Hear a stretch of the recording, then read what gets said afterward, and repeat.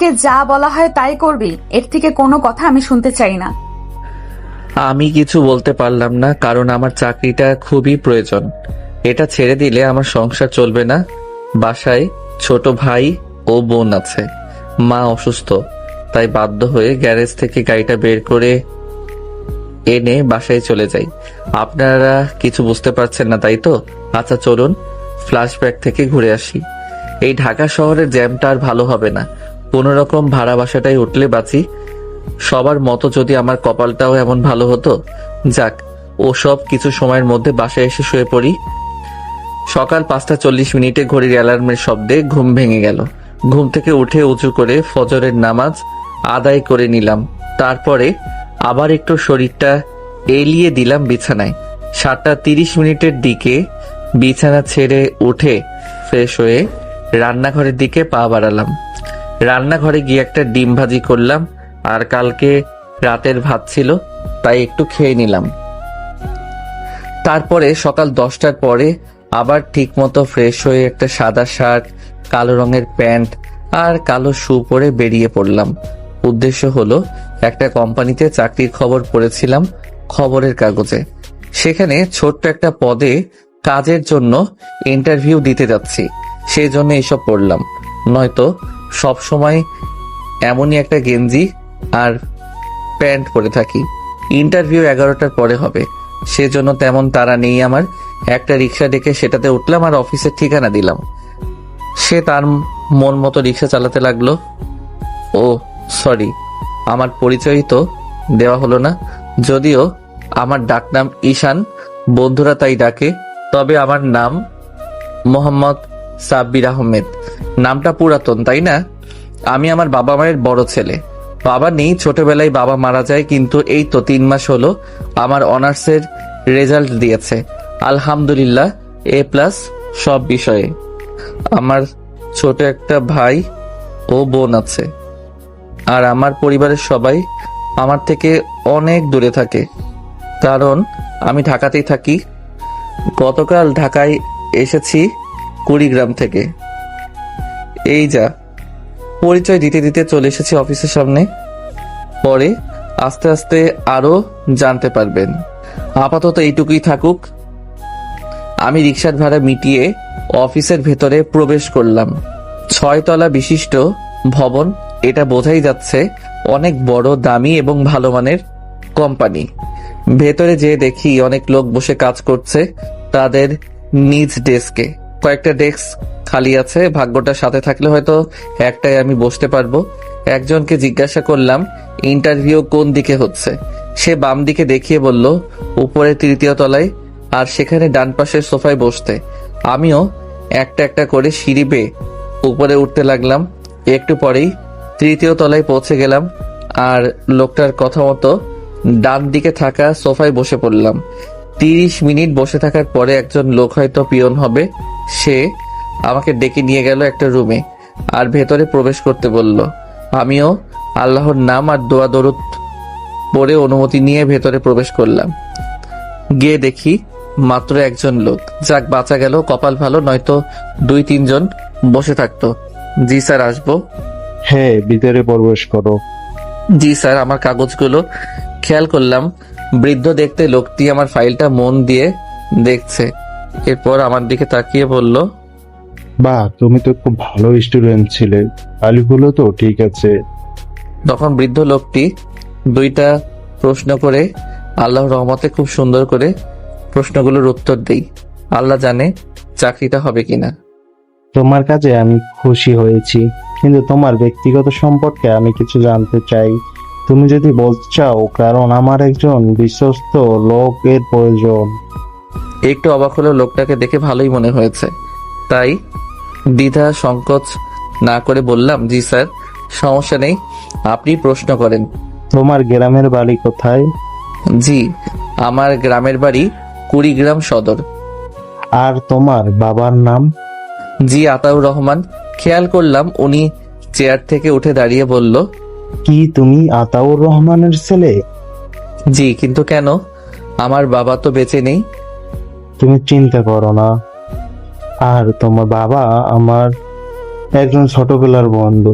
তাই তোমার এখানে কোনো সমস্যা নেই, তোমার চাকরি হয়ে গেছে। আর এই নাও, এটা তোমার অফিস থেকে একটু সামনেই বাড়ি, এই ফ্ল্যাটে এখন থেকে তুমি থাকবে। ওনার মুখে এমন ভালো কথা শুনে বুকে মনে হয় দম আসলো। এরপর ওখান থেকে চলে যাই ভাড়া বাসার উদ্দেশ্যে, কারণ নতুন বাসায় যাওয়া লাগবে, তাছাড়া ওইখানে সব গুছিয়ে নিতে হবে। এই বলে বাসার দিকে যাওয়ার জন্য একটা রিক্সা ডাক দেই। রিক্সা করে কিছু সময়ের মধ্যে বাসায় চলে আসি। খুশিতে বাড়িওয়ালাকে মিষ্টি খাওয়াইলাম আর নিজেও খেলাম। মিষ্টি আমার প্রিয় যে, তাই পরের দিন কাজের জন্য মনকে স্থির করলাম আর নিজেকে প্রস্তুত করলাম। আজকে আমি নতুন ফ্ল্যাটে শিফট হয়েছি, অনেক ভালো লাগছে। অফিস শেষে ফ্ল্যাটে আমার আগে ভাবলাম একটু বাজার করি। যেই ভাবা সেই কাজ, বাজার থেকে এক হালি ডিম আর আলু কিনে আনলাম। মানে আজ ডিম আলুর তরকারি খাবো। বাজার থেকে কিনে বাসায় যাওয়ার উদ্দেশ্যে রওনা দেই, তখনই ফোনটা বেজে ওঠে। কলটা ধরতেই হাতে ডিম পড়ে যায়, যা এই জন্যে আম্মু বলে আমাকে নাকি কাজের মেয়েও বিয়ে করবে না। ফোন তুলে দেখি আম্মু। ধুর ছাতা। আসসালামু আলাইকুম আম্মু, কেমন আছো? ওয়ালাইকুম আসসালাম, আলহামদুলিল্লাহ ভালো আছি। তুই কেমন আছিস? জি আম্মু ভালো আছে। আম্মুকে চাকরির বিষয়টা এখনো বলিনি। তাহলে চাকরি কি হয়েছে? আসলে তোমাকে সারপ্রাইজ দিব তাই বলিনি। তুই চাকরি পেয়েছিস, এর থেকে আমার কি খুশি লাগছে। তাহলে এখন কোথায়? এই তো আম্মু, একটু বাজারে আসছিলাম। আম্মুর সাথে কথা বলতে বলতে বাসায় চলে আসি। ডিমটা সব নষ্ট হয়ে গেল। যাকগে, এইসব বাদ দেই। একটু ফ্রেশ হয়ে এসে রাইস কুকারে চাল তুলে দিলাম। ডিম আর আলু সিদ্ধ হতে এখনো 8 মিনিট লাগবে, তাই রুমটা লক করে বাসার নিচের দোকানটা এসে 4টা স্প্রাইট নিয়ে চলে আসলাম। আর কোম্পানি থেকেই সব দেওয়া আছে, টিভি, ফ্রিজ, খাট সব। স্প্রাইট 4টা ফ্রিজে রেখে তরকারি রান্নায় মন দিলাম। পুরো 45 মিনিট পরে খেতে বসলাম। খাবার খেয়ে শুয়ে পড়লাম। পরদিন আবার অফিস আছে। সকালবেলা রেডি হয়ে অফিসে যাওয়ার উদ্দেশ্যে রওনা দিলাম। দৌড়াতে লাগলাম, কারণ অফিসে যেতে দেরি হয়ে গেছে। 10 মিনিটের মধ্যে অফিসে প্রবেশ করতে হবে, তাই দৌড়াচ্ছি। গাড়ি দিয়ে গেলে মনে হয় সহজ হবে, তাই ওই পথ দিয়ে যাচ্ছিলাম। তখনই হঠাৎ করে একটা মেয়ের সাথে ধাক্কা খেয়ে পড়ে যাই। তখনই মেয়ে ঠাস ঠাস মানে বসিয়ে দিল। স্টুপিড ছোট লোক, দেখে চলতে পারিস না? তোর মা বাবা কি তোকে কমন সেন্স শেখায়নি? মা বাবার কথাটা শুনতেই রাগ উঠে যায়, তাই মেয়েটাকে ঠাস করে একটা থাপ্পড় বসিয়ে দেই। খেয়াল করলাম মেয়েটা রেগে বলে উঠল, ছোট লোকের মতো তোর এত বড় সাহস, আমার গায়ে হাত তুলিস? ওই বড়লোক বাবার ফকির নিমাইয়া চুপ। আমি ভুল করছি, তাহলে আমাকে যা বলার বল, কিন্তু আমার মা বাবাকে কেন আনছিস তুই? আমার দেরি হয়ে যাচ্ছে, নয়তো যাক, আমি আবার মেয়ে মানুষকে কিছু বলি না। এই বলে অফিসে চলে আসি।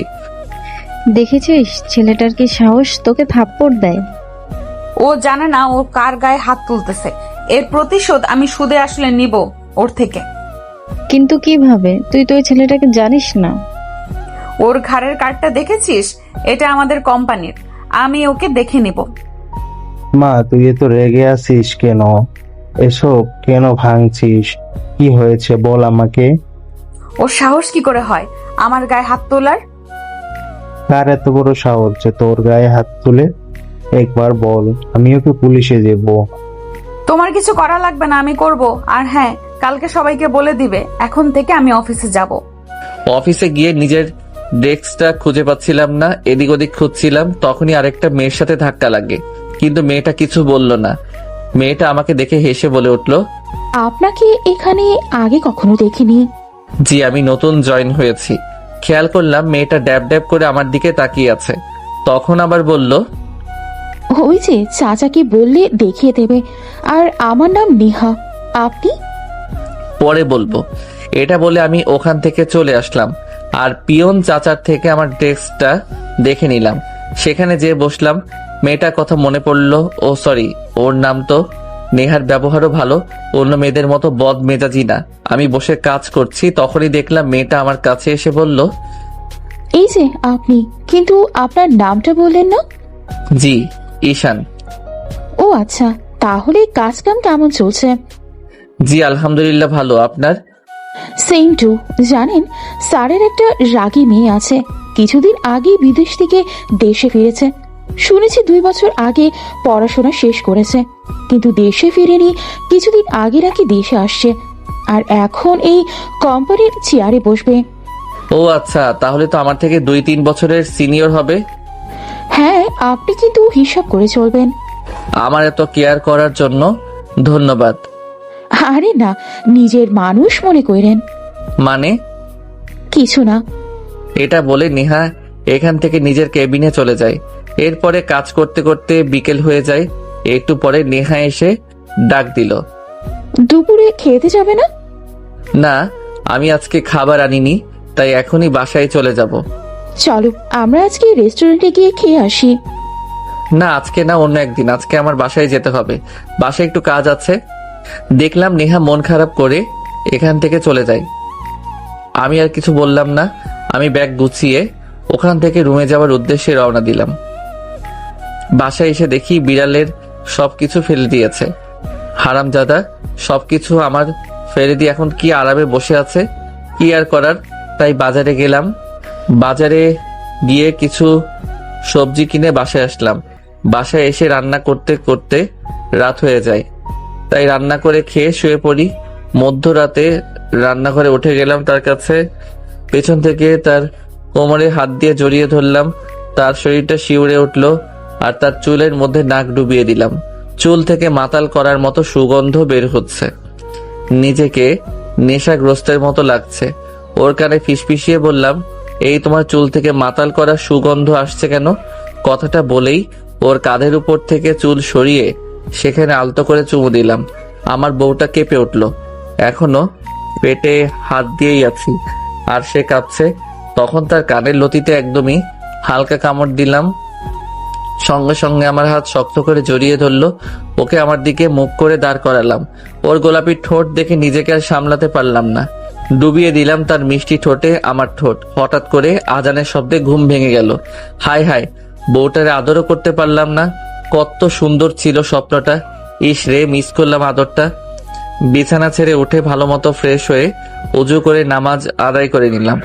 আজকেও খাওয়া দাওয়া করে একটু আগেই বেরোলাম ফ্ল্যাট থেকে। অফিসে গিয়ে দেখি সবকিছু সাজাচ্ছে। তখন দেখলাম নেহা দাঁড়িয়ে আছে। ওকে গিয়ে জিজ্ঞেস করলাম, কি ব্যাপার, এমন সাজাচ্ছে কেন?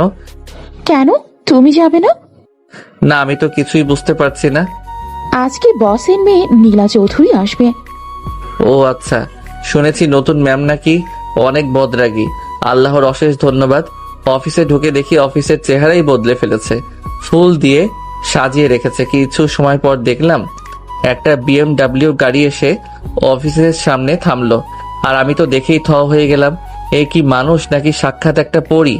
মানুষ এতটা সুন্দর হতে পারে কি করে? মায়াবী টানা টানা দুইটা চোখ, চুল বেঁধে রেখেছে, তবে খোলা রাখলে হয়তো আরো সুন্দর লাগতো। গোলাপি ঠোঁট দুইটা দেখে কেমন জানি হারিয়ে যাচ্ছি, আর চোখের মায়ায় তো আরো আগেই ডুবে মরেছি। সব মিলিয়ে যেন নীল আকাশে সেই গরিবদের রানী আমার সামনে, কিন্তু এখনো মুখটা স্পষ্ট দেখা যাচ্ছে না। হঠাৎ আমার ভাবনার ছেদ ফাটিয়ে দিয়ে গালে কষে একটা থাপ্পড় পড়লো। তাকিয়ে দেখি ম্যাম, আর ওনার মুখের দিকে তাকাতেই মনে হলো 5 তলা ছাদ থেকে পড়ে যাওয়ার মতো অবস্থা। কারণ উনি আর কেউ না, সেদিনের মেয়েটা। খেয়াল করলাম মেয়েটা মানে ম্যাম দাঁড়িয়ে আছে রাগী দৃষ্টিতে। আমার কেবিনে আসো। আমি? হ্যাঁ, তোমাকে বলছি আমার কেবিনে আসো। কোন দুঃখে যে ওই দিন লাগতে গিয়েছিলাম, আল্লাহই জানে আমার উপর কি নির্যাতন শুরু করে। যে ডেঞ্জারাস মেয়েরে বাবা। ম্যামের পিছু পিছু যাওয়ার পরে রুমে ঢোকার আগে নেহা বলল, কি ব্যাপার ম্যাম, এত রেগে আছে কেন? আমি কি জানি। তাহলে তোমাকে ডাকছে কেন? সেটাও ভিতরে প্রবেশ করলে বলা যাবে কেন ডাকছে। কি আর করার, কেবিনের ভিতরে প্রবেশ করতেই ম্যাম রাগী গলায় বলে ওঠে, জি আসুন। বাহ, কি সুন্দর কথা বলছে। মনে হয় কথার প্রেমে পড়ে যাব। এমন ভাবে কথা বললেই হবে? মিসা এসব ভাবছি, কারণ এত সুন্দর করেও ডাকিনি ডাইনি একটা। আমি তো ম্যাডামকে দেখে অবাক হলাম। অনেক সুন্দর দেখতে তিনি। টানা টানা চোখ, তার ঠোঁটে হালকার উপর লিপস্টিক। তার ঠোঁট এমনি সুন্দর, তার উপর আবার লিপস্টিক। অনেক সুন্দর লাগছে দেখতে। দেখলাম তিনি একটা জিন্স প্যান্ট পরেছে, সেই রকম দেখতে লাগছে ম্যাডামকে। তারপর খেয়াল হলো ম্যাডাম তো আমাকে ডেকেছেন। যদি দেখে আমি তাকিয়েছিলাম তাহলে আমার চাকরি নক আউট। তখন ম্যাডাম কি যেন ফাইল দেখছিলেন। আপনার নামটা যেন কি? জি, ঈশান আহমেদ। তো মিস্টার ঈশান আহমেদ, যেদিন আপনি আমাকে অপমান করেছেন, আমার সব বন্ধুদের সামনে আমাকে থাপ্পড় দিয়েছেন, চাইলে আমি আপনাকে অফিস থেকে বের করে দিতে পারি, কিন্তু আমি তা করব না। আপনাকে দেখাবো আমার সাথে লাগার ফল কি হতে পারে। কিন্তু আমি তো। তোকে যা বলা হয় তাই করবি, এর থেকে কোনো কথা আমি শুনতে চাই না। চলুন গল্পে ফেরা যাক। আজকে সারাদিন অনেক কাজ করেছি, তাই শরীরটা খুবই ক্লান্ত। তখনই হাতের ফোনটা বেজে ওঠে। ফোনটা রিসিভ করতে ওপাশ থেকে আম্মু বলে ওঠে, বাবা কেমন আছিস? জি আম্মু, আলহামদুলিল্লাহ। তোকে একটা কথা বলতাম। হ্যাঁ বলো আম্মু। আসলে আমার ওষুধটা শেষ, কিনতে হবে। আচ্ছা, আমি তোমাকে টাকা পাঠিয়ে দিচ্ছি। 2 মাস বাড়িওয়ালার ছেলেকে পড়িয়েছিলাম, ওই টাকাটা বিকাশে ছিল, ওটা আম্মুকে পাঠিয়ে দিয়ে শুয়ে পড়ি, কারণ সকালবেলা অফিসে যেতে লেট হলে কি শাস্তি দেয় আল্লাহ জানে। রুমে এসে প্রজেক্টগুলোর কাজ করছিলাম, তখনই আব্বু প্রবেশ করে। মা, তোকে একটা কথা বলবো। হ্যাঁ বলো আব্বু। দেখ মা, তোর বয়স হয়েছে, তোর মা যদি বেঁচে থাকতো তাহলে এসব নিয়ে আমাকে চিন্তা করতে হতো না। তোর তো বয়স হয়েছে, এমবিএ করেছিস, আমি চাই তুই এবার বিয়েটা করে নে। দেখো আব্বু, আমি যতদিন না নিজে মনের মতো একজনকে পাবো, এর আগে কখনোই আমি অন্য কাউকে বিয়ে করতে পারবো না। আব্বু আর কিছু বলল না। এখান থেকে নিজের রুমে চলে যায়। আমি ল্যাপটপ অফ করে শুয়ে পড়ি। সকালবেলা রেডি হয়ে অফিসে যাওয়ার উদ্দেশ্যে রওনা দেই। আজকে আগে অফিসে চলে আসি। যাক, এখনো ডাইনি ম্যামটা অফিসে আসেনি। আমি নিজের ডেস্কে এসে বসে আছি, কারণ রাতে বাকি কাজগুলো করে ফেলেছি। তখনই দেখি নেহা আমার কেবিনে আসে হাতে কফি নিয়ে। তখন নেহা আমার হাতে একটা কফি দিয়ে বলতে লাগলো, সারাদিন তো কাজ করছো, একটু সময় তো দাও। মানে সময় মানে? না, বলছি নিজেকে সময় দাও। ইস, কি বলতে কি বলে ফেলেছি, কিভাবে সামলাই প্রথম ক্রাশ বলে কথা। ও আচ্ছা, আমি আর নেহা হেসে কথা বলছি। এর মধ্যে কখন যে রাগী ম্যামটা অফিসে চলে আসে বুঝতে পারিনি। তখনই পিয়ন এসে ডাক দিল। ম্যাম তার কেবিনে ডাকছে। আমি তো ভয়ে আদমরা হয়ে গেছি। আল্লাহ জানে এখন কি অত্যাচার করে ভিতরে প্রবেশ করতেই। কারো কেবিনে প্রবেশ করতে যে অনুমতি নেওয়া লাগে সেটাও কি ভুলে গেছেন? সরি ম্যাম, আমার মুখের উপর কিছু ফাইল মেরে বলল। এসব কি? কেন ম্যাম, ফাইল? সেটা তো আমিও দেখছি। তোমাকে কি এইখানে রোম্যান্স করার জন্য বেতন দেওয়া হয়? কই না তো, আমি তো একটু। আমার মুখে মুখে কথা বলিস, ছোট লোকের বাচ্চা। দেখুন ম্যাম, আমাকে যা বলার প্রয়োজন বলেন, কিন্তু প্লিজ আমার বাবা মাকে কিছু বলবেন না। চল, আমি এখন পার্লারে যাব, গাড়ি বের কর। কিন্তু না থাক, কিছু বললাম না। যদি আবার কিছু বলি তাহলে মুখে আরেকটা লাগাবে। তাই কিছু না বলে চুপচাপ করে গাড়ি বের করতে চলে যাই। কিছু সময় পর দেখলাম নীলার বান্ধবীদের নিয়ে গাড়ির সামনে আসে। তখন নীলা বলে ওঠে, তোরা তো ভালো করে জানিস এই নীলা চৌধুরী কি করতে পারে, আর একবার আমার সাথে লাগতে আসলে আমি তার সর্বনাশ করে দেই। এটা বলে সবাই হাসতে লাগে। আমি কিছু বললাম না, কারণ চাইলেই মুখের উপর অনেক কিছু বলা যায়, কিন্তু আমার চাকরিটা প্রয়োজন। ছোট ভাই ও বোনের দায়িত্ব আমার উপর। তাই এক মনে গাড়ি চালাচ্ছি। একটা সময় গাড়িটা পার্লারের সামনে এসে থামে। তখন গাড়ি থেকে নেমে নীলার এক বান্ধবী বলে, হ্যাঁ, তুই পারিসও বটে। আমি মাথা নিচু করে নিলাম, কারণ এখন যদি টাকা না নেই তাহলে এত মানুষের সামনে আমাকে অপমান করবে নীলা। বেশ কিছু সময় পর নীলা সহ ওর সব বান্ধবীরা বের হয়। তখনই কোথা থেকে কিছু ছেলে এসে নীলা ও ওর বান্ধবীদের হাত ধরে বলতে লাগলো, দোস্ত দেখ, মায়াগো একদম আগুন, আমার তো এক্ষুনি বাসর করতে ইচ্ছে করতেছে। খেয়াল করলাম ছেলেগুলো এসে নীলার হাত ধরলো আর বলল, সুন্দরী, তোমাকে আমার ভালো লেগেছে, চলো আজকে তোকে আমরা করব। বেয়াদব, তুই জানিস আমি কে? আমি হচ্ছি নীলা চৌধুরী। কি ও চৌধুরী বংশের মেয়ে? ওর বাবার সাথে আমাদের পুরনো দিনের হিসাব বাকি আছে, আজ সব হিসাব আমি তোর থেকে তুলে নিব। হা হা হা হা। এই, তোরা দাঁড়িয়ে আছিস কেন? মালটাকে গাড়িতে তোল। আমি কিছু বলছি না। আমি দেখেও না দেখার মতো অন্য পাশ হয়ে দাঁড়িয়ে আছি। ওর বেশি অহংকার, তাই না? এখনো টাকা পয়সা ওর জীবন বাঁচাক। একটু আগে যে মেয়েটা আমাকে অপমান করেছে সেই মেয়েটা আমার কাছে এসে বলতে লাগলো, ভাইয়া প্লিজ নীলাকে বাঁচান না, নয়তো ওই ছেলেগুলো নীলার সর্বনাশ করে ফেলবে। কেন আমি বাঁচাতে যাব? এটা আমার ডিউটি না, তাই আমি পারবো না। আপনার ম্যাডাম তো সবকিছুই পারে, তাহলে ওকে বলুন নিজের সেফটিটা নিজে করতে। প্লিজ ভাইয়া, আমি আপনাকে অনুরোধ করছি, আপনি নীলাকে বাঁচান। এখানে যদি আপনার মা অথবা বোন হতো তাহলে কি আপনি পারতেন এভাবে বসে থাকতে? মেয়েটার মুখে এসব কথা শুনে আমি আর চুপ থাকতে পারলাম না। দৌড়ে চলে গেলাম নীলাকে বাঁচানোর জন্য। তখনই দেখলাম বাজে দেখতে ছেলেটা নীলার হাতের একটি অংশ ছিঁড়ে ফেলে। তখনই দৌড়ে গিয়ে ছেলেটাকে ধরে একটি ঘুষি মারি। ছেলেটা ছিটকে গিয়ে পড়ে। এরপরে পাশে থাকা ওই দুটো ছেলে আমার কাছে তেড়ে আসতেই ও দুটোকে আমার বেল্ট খুলে ইচ্ছা মতো পিটাতে থাকি। তখনই কোথা থেকে পুলিশ চলে আসলো। এমন অবস্থায় দেখে ওই ছেলেগুলোকে জিপে করে থানায় নিয়ে যাই। আমি খেয়াল করি নীলার হাতের অংশটা ছেঁড়া, তাই আমার গা থেকে শার্টটা খুলে দিয়ে ওর গায়ে পরিয়ে দেই। নীলার বান্ধবীরা এসে ওকে জড়িয়ে ধরলো। আমি আর কিছু না বলে ওখান থেকে চলে আসলাম বাসার উদ্দেশ্যে। নীলা কিছু বলতে চেয়েও বলতে পারলো না। আজকে যদি ছেলেটা না থাকতো তোর কি অবস্থা হতো আল্লাহই জানে। আসলেই নীলা, তুই ছেলেটাকে অনেক কষ্ট দিয়েছিস, এটা তুই ঠিক করিসনি। তোর কথা শুনে আমিও ছেলেটাকে কত অপমান করেছি। সত্যি বলতে ছেলেটাকে আমার খুব পছন্দ হয়েছিল, কিন্তু তোর জন্য কিছুই বলিনি। আফসানার মুখে এসব কথা শুনে নিজেকে খুব অপরাধী মনে হচ্ছে। আসলে আমি ছেলেটার উপর অনেক খারাপ অত্যাচার করেছি, যা আমার মোটেও করা উচিত হয়নি। এরপরে ওখান থেকে বাসায় চলে যাই। বাসায় এসে রুমে শুয়ে আছি আর ভাবছি, আমি কি আসলে অহংকারী?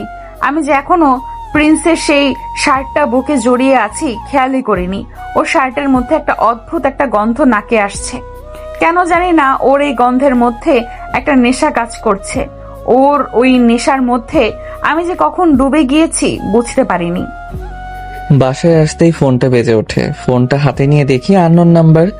প্রথমবার কল ধরিনি, দ্বিতীয়বার দেখি একই নাম্বার থেকে কল আসে।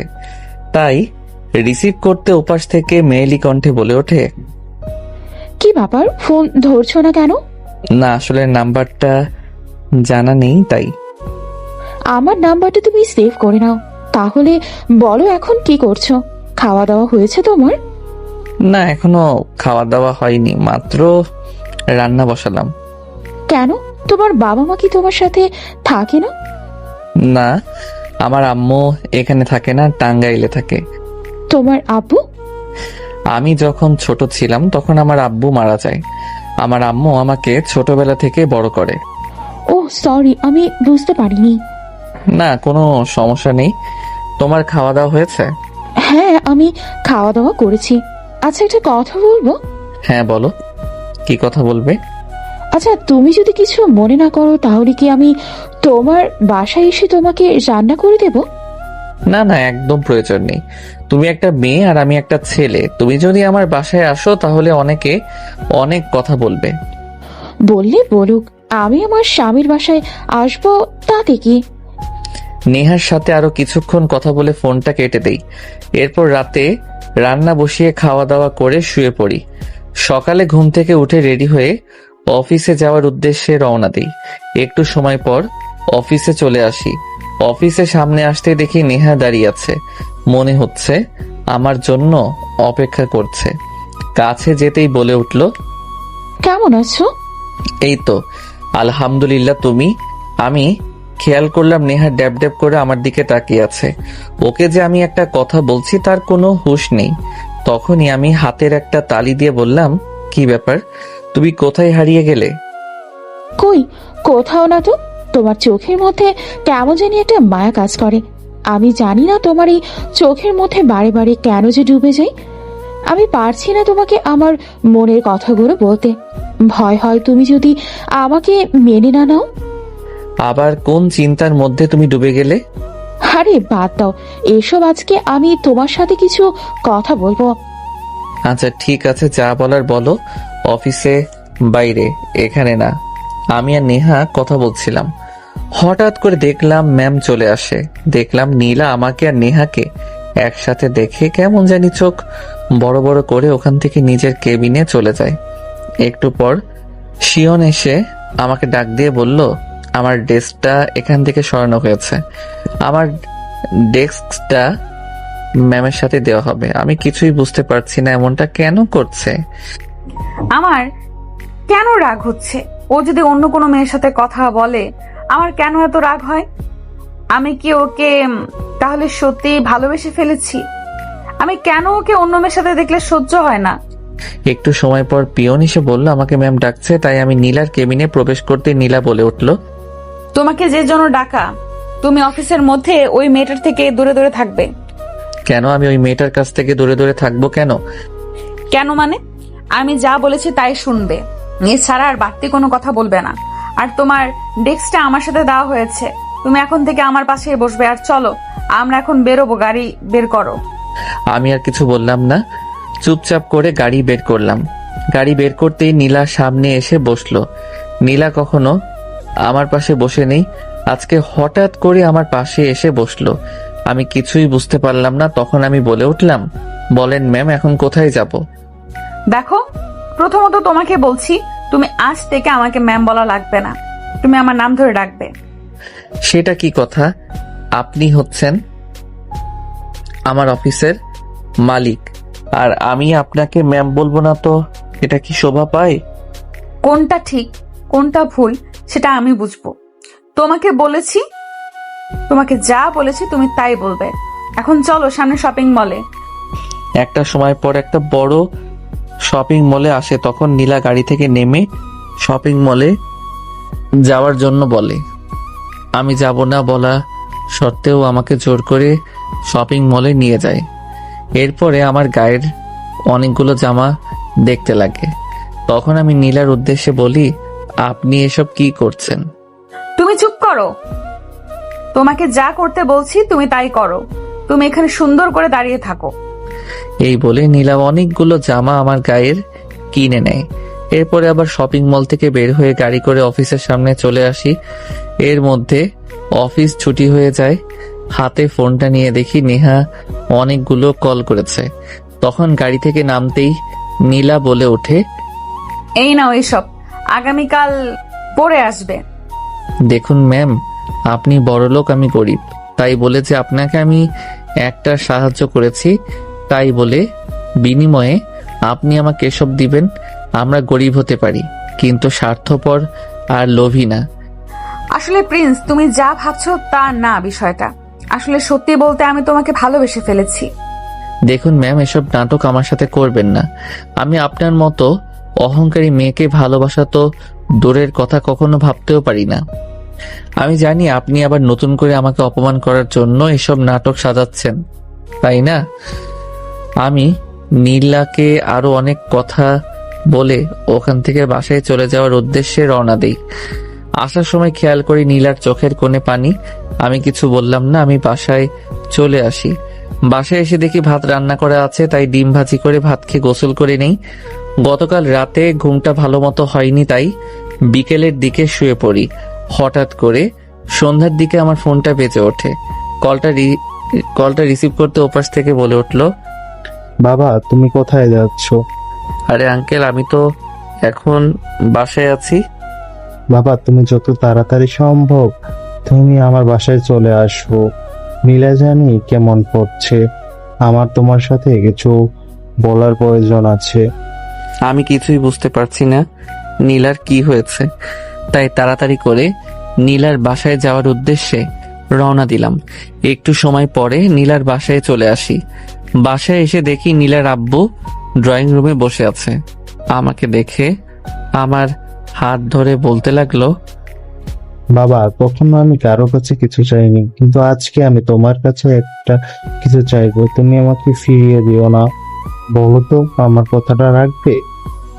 আঙ্কেল, আপনি আমার বাবার মতো, তাই আপনি আমাকে যা বলবেন আমি আপনার কথা অবশ্যই শুনবো। দেখো বাবা, তুমি আমার মেয়েটাকে ভালো করেই জানো। আমার মেয়েটা কিন্তু রাগী, কিন্তু ওর মনটা ভীষণ ভালো। ছোটবেলায় ওর মা মারা যায়, ছোট থেকে আমি ওকে বড় করি অনেক কষ্টে। আমার মেয়েটা যখন যা চায় আমি ওকে তাই এনে দিয়েছি। আমার মেয়েটা তোমাকে পছন্দ করে, তাই আমি চাই তুমি আমার মেয়েটাকে বিয়ে করো। ওনার কথা শুনে আমি যেন আকাশ থেকে পড়লাম। তখন উনি আবার বলতে লাগলো, তুমি চিন্তা করো না, তোমার মায়ের সাথে আমি কথা বলছি, তুমি কথাটা রাখো। প্লিজ দয়া করে আমার মেয়েটাকে বিয়ে করো। মনে করো বাবা হয়ে আমি তোমার কাছে একটা অনুরোধ করছি, তুমি অনুরোধটা রেখো প্লিজ বাবা। ওনার এমন অনুরোধে আমি আর না করতে পারলাম না। আমি বুঝতে পারছি না কেন আমার সাথে ওনার বিয়ে দেওয়ার জন্য এতটা মনমরা হয়ে আছে। সেদিনই কাজী ডেকে আমার আর নীলার বিয়ে দিয়ে দেয়। নীলা বাসর ঘরে বসে আছে, বউ সেজে। আমি ছাদে দাঁড়িয়ে আছি, কি করব বুঝতে পারছি না। কি থেকে কি হয়ে গেল এইসব চিন্তা করছি। এখন আর এসব ভেবে কি লাভ, যা হওয়ার তা তো হয়ে গিয়েছে। কিন্তু আমি এখনো নীলাকে আমার স্ত্রী হিসেবে মানতে পারছি না, কারণ নীলা আমার সাথে যে অন্যায় করেছে, ওকে তার শাস্তি না হওয়া পর্যন্ত আমি ওকে কোনোদিনও মেনে নিব না। কিছুক্ষণ পর আমি ছাদ থেকে নিচে নেমে বাসর ঘরের ভিতরে প্রবেশ করতে দেখি নীলা বেনারসি সাজে খাটের উপরে বসে আছে। আমাকে ভিতরে প্রবেশ করতে দেখে ও সামনে গিয়ে আমার পা ধরে সালাম করতেই আমি পা সরিয়ে নিই। তুমি আমার সাথে এমন কেন করছো? আমি তো তোমার স্ত্রী। দেখো, এই বিয়েতে আমার একদমও মত ছিল না। আমি জানি তুমি তোমার বাবাকে বলে আমাকে বিয়ে করেছো। তুমি আমাকে যদিও জোর করে বিয়ে করো, তুমি কখনো আমার থেকে তোমার স্বামীর অধিকারটা পাবে না। আমি কখনো তোমাকে আমার স্ত্রীর অধিকারটা দিব না।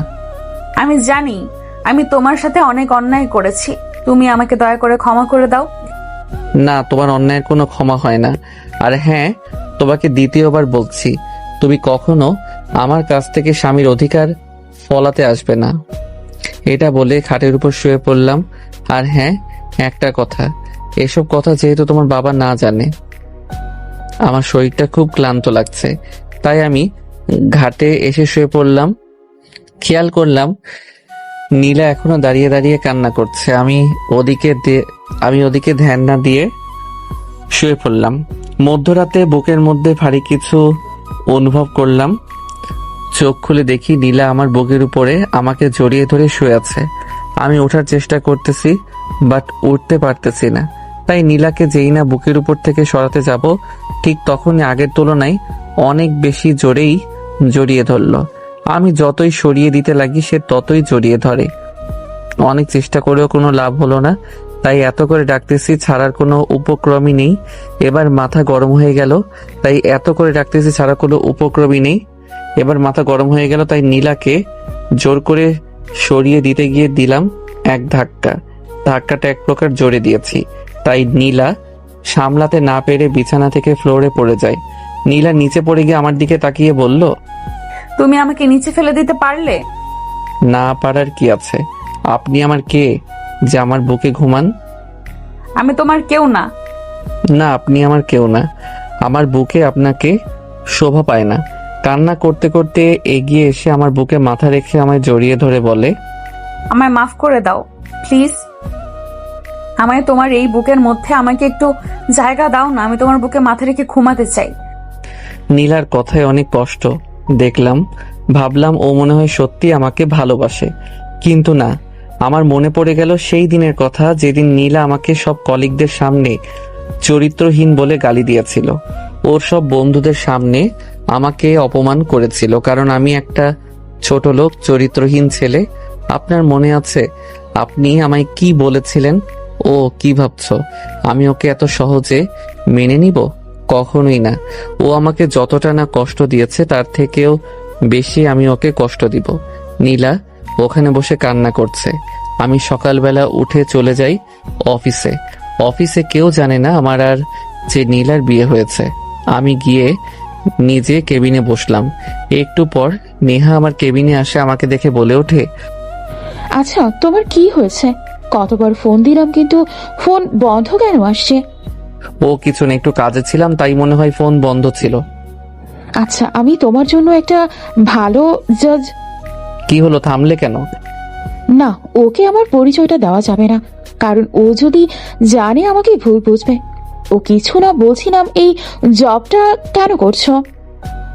আমার এই জবটা খুবই প্রয়োজন, তাই করছি। আচ্ছা চলো না আজকে বাইরে গিয়ে খেয়ে আসি।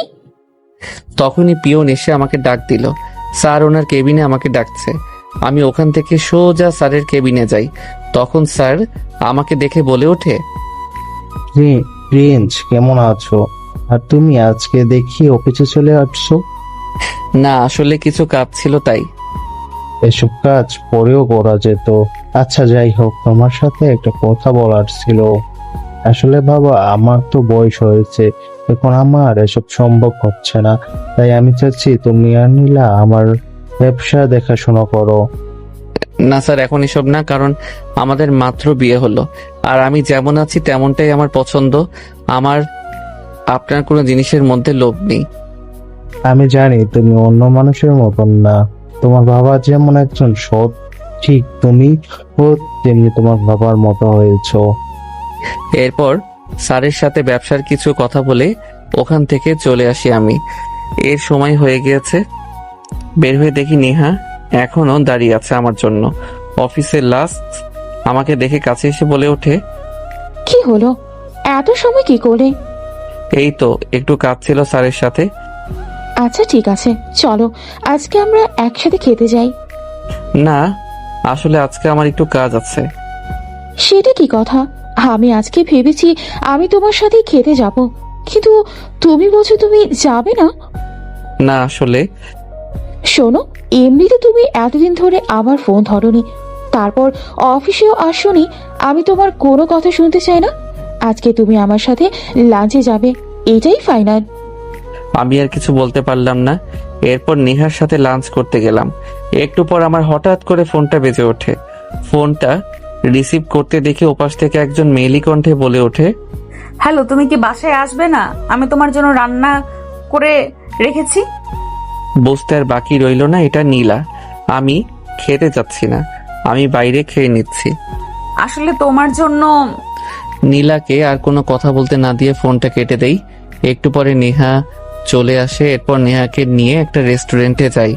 ওখানে খাওয়া দাওয়া করে যখন বিল দিব তখন নেহা বলে ওঠে, দেখো তুমি একদমই কিন্তু বিল দেবে না। আমি তোমাকে বলেছি আজকে আমি তোমাকে খাওয়াতে নিয়ে আসবো, তাই তুমি কেন বিল দেবে? তুমি যদি বিল দাও তাহলে কিন্তু আমি তোমার সাথে আর কথাই বলবো না। আমি বিলটা দিতে চাইছিলাম, কিন্তু নেহা জোর করে ও বিলটা দিয়ে দেয়। কিছুক্ষণ পর অফিসে চলে আসি। অফিসে বাকি কাজগুলো করে বাসায় যাওয়ার উদ্দেশ্যে রওনা দেই। পথের মধ্যে আমার এক পুরনো বন্ধুর সাথে দেখা। ওকে দেখে চিনতে আমার বিন্দু পরিমাণও ভুল হয়নি। তখনই দৌড়ে গিয়ে বলতে শুরু করলাম, আকাশ, তুই এখানে কি করছিস? আরে বন্ধু, তোর থেকে তো বেশি অবাক হচ্ছি আমি। তোর সাথে যে এতদিন পর আমার দেখা হবে আমি কখনো কল্পনা করতে পারিনি। আমি কত যে তোর কন্ট্যাক্ট নাম্বার খুঁজেছি তার কোনো হিসাব নেই। আমি দেশে থাকা অবস্থায় একটা প্রাইভেট কোম্পানিতে জব নেই, এরপরে জবটা লেগে যায়, তাই আমি এখানে ঢাকায় চলে আসি। কিন্তু তোর সাথে আমার দেখা হবে কখনো ভাবতেই পারিনি। আচ্ছা, যেহেতু এখন দেখা হয়ে গেছে তাহলে আর কোনো চিন্তা নেই। এখন থেকে দুই বন্ধু মিলে আড্ডা দিব। এখন তাহলে বল, আন্টি কেমন আছে? আর তোর খবর কি করিস? তুই তো আমার সম্পর্কে সবকিছু জানিস। তুই আমার সব থেকে কাছের একজন বন্ধু, যাকে আমি নিজের থেকেও বেশি বিশ্বাস করি। আরে বন্ধু, এখন পুরোনো কথাগুলো বাদ দে, এখন বল কি করছিস? আমার সব ঘটনা বলার জন্য অনেকটা সময় লাগবে। চল, সামনে একটা লেকের পার্ক আছে। তখন আমি আর আকাশ ওখানে গিয়ে একটা বেঞ্চের সামনে বসলাম। তখন আকাশকে আমার সাথে ঘটে যাওয়া সব কিছু ঘটনা খুলে বলি। সব কিছু শোনার পর আকাশ বলে ওঠে, দেখ বন্ধু, আমি তো সবকিছু শুনেছি। আমি জানি তোর এখন বোঝার এবং কি করার যথেষ্ট বয়স আছে। তুই ভেবেচিন্তে কোনো একটা ডিসিশন নিবি। তাই আমি বলছি, তুই যাই করিস না কেন একটু ভেবেচিন্তে করবি। আমি ধরে নিলাম নীলা তোকে অনেক অপমান এবং নির্যাতন করেছে, তাই বলি কি তুইও ওর সাথে এমনটা করবি? আচ্ছা, তুই আমাকে একটা প্রশ্নের উত্তর দে তো, তুই কি নীলাকে ভালোবাসিস? আসলে বন্ধু, সত্যি বলতে আমি নীলাকে সেই প্রথম ধাক্কা খাওয়ার পরে ওর প্রেমে পড়ে যাই, কিন্তু আমি কল্পনাও করতে পারিনি ও যে এতটা অহংকারী হবে। তাহলে তুই এখন কি করতে চাচ্ছিস? আমি চাই আমি যতটা কষ্ট পেয়েছি ওর থেকে দ্বিগুণ কষ্ট আমি ওকে দিব।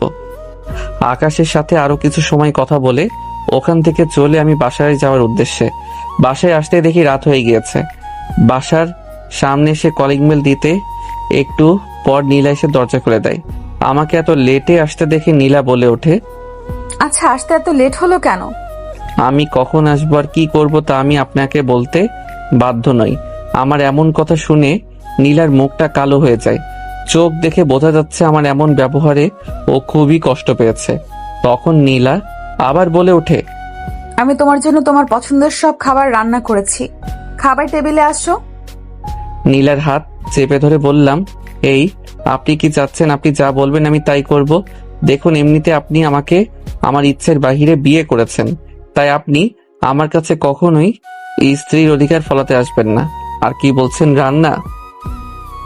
আবার আমার জন্য নাকি ধাবার মধ্যে কোনো বিষ, নাকি খাবার মধ্যে কোনো বিষ মিশিয়ে রাখছেন যা খেলে আমি মরে যাই আর আপনার সব প্রতিশোধ মিটে যাবে?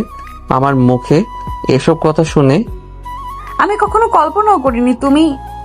আর কিছু না বলে নীলা কান্না করতে করতে পাশের রুমে চলে যায়। আমি রুমে গিয়ে শুয়ে পড়ি।